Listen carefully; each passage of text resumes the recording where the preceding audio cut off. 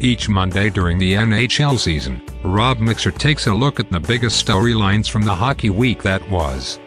It's been no secret Devils general manager Ray Shero wanted to improve his defense. On the other coast, the Ducks were down a handful of top forwards, and it was questionable as to whether they could hang in there without an addition. Ryan Getzlaf, Ryan Kelser, Rickard Rakell, Jakob Silfverberg all on the shelf, and somehow Anaheim was able to take down the Blues on the road last week. Then, help arrived. More Devils let the good times roll with trade for Sami Vatanen. Last week's trade cost Bob Murray one of his prized defensemen in Sami Vatanen, a player oft-rumored in trade discussions and one who clearly has a lot of value around the league. Adam Henrique and Joe Blandisi were dealt to Anaheim, and if both teams are lamenting having to give up certain pieces, odds are the deal is fair. That's been the consensus. Both teams get something they sorely needed, and because of that need, it comes at a price. The Devils have cooled off a bit after their hot start, but they're still only a point behind division-leading Columbus and Pittsburgh on their heels. A big opportunity awaits this week, as they'll visit the Blue Jackets Tuesday and host them at Prudential Center on Friday. That's 4 points at least to be given out between the two teams atop the division, and now the Devils have a little extra boost on the back end. More who's next? 8 more players who could be traded this season. If you asked 4 people in the hockey world about Vatanen, you might get 4 different opinions. He's not a big guy, which doesn't even matter all that much anymore. He skates well and has a bomb of a right-handed shot, which instantly makes the Devils' power play a bit more dangerous. He will most likely have a larger role in New Jersey than he did with the Ducks, so it'll be interesting to see how his game is impacted for better or worse. Henrique gives the Ducks center depth when they sorely need it, but when those guys return from injury, he could shift from center to wing and play on one of the top 2 lines.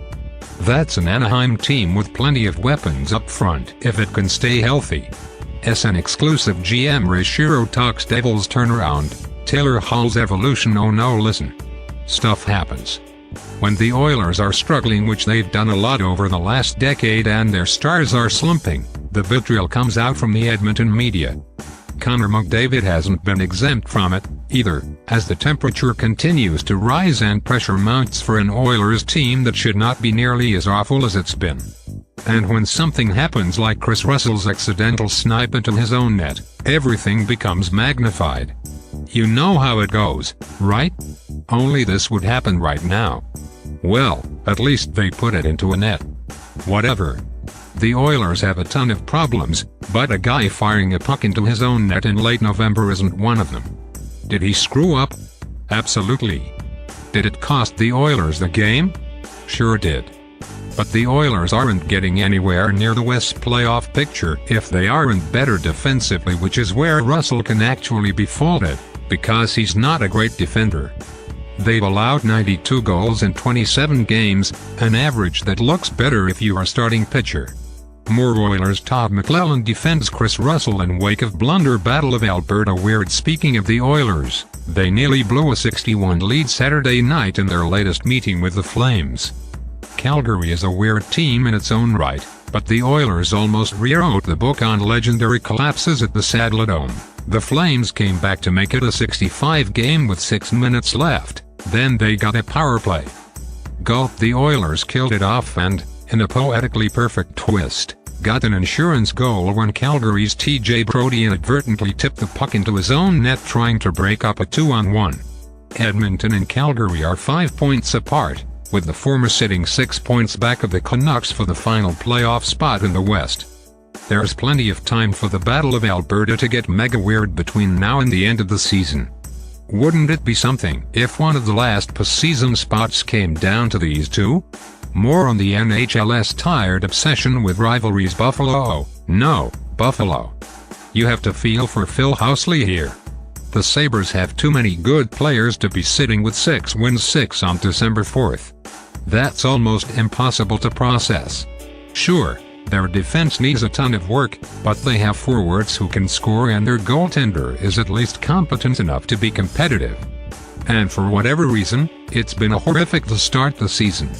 More for Blackhawks. Corey Crawford's absence helps the heart grow fonder. Housley said this weekend that only the players in the room can turn this around.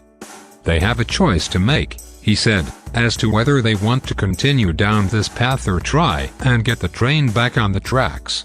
It's a long road ahead and a heck of a hill to climb, but you have to think this team, with Jack Eichel, Evander Kane, Kyle Okposo and others, can score enough to win a few games. But then, there's this: the Sabres have been outscored 131 over their last 4 games, a stretch that included a scoreless streak of 232 minutes, 9 seconds. Good grief. New GM Jason Botterill probably figured he had a lot of work to do, but this is another level altogether.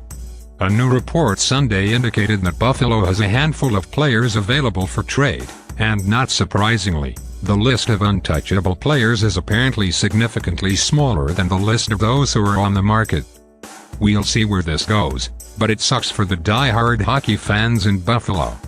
They deserve better than a 3-1 SDPLACE team, owning the fewest number of wins in the NHL.